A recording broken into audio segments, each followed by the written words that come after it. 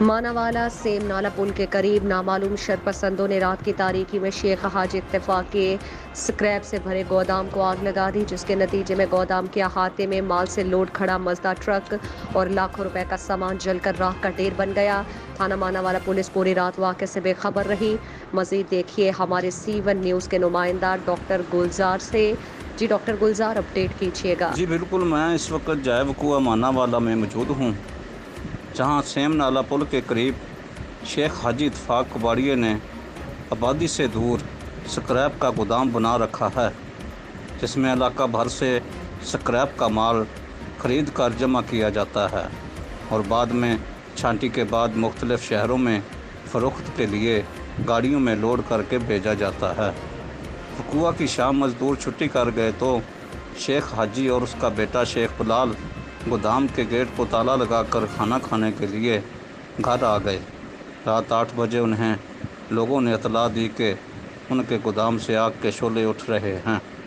مالکان گودام پر پہنچے تو آگ پورے گودام میں پھیل چکی تھی اور شعلے آسمان سے باتیں کر رہے تھے۔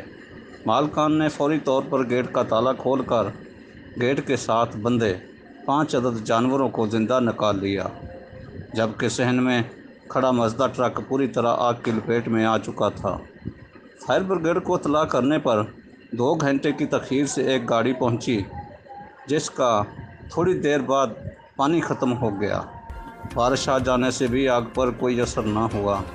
بعد میں ننکانہ صاحب اور شیخوپورہ سے فائر بریگیڈ کی 10 گاڑیاں آ گئیں، جنہوں نے ساری رات بھرپور کوشش کر کے صبح ہونے پر آگ پر قابو پایا۔ تب تک گودام میں موجود سامان اور عمارت وغیرہ، جس کا تخمینہ 75 لاکھ روپے لگایا گیا ہے، سب کچھ جل کر تباہ ہو گیا۔ یہاں یہ امر بھی قابل ذکر ہے کہ پوری رات آتشگزی کے اتنے بڑے واقعے سے تھانہ ماناوالا پولیس بالکل بے خبر رہی۔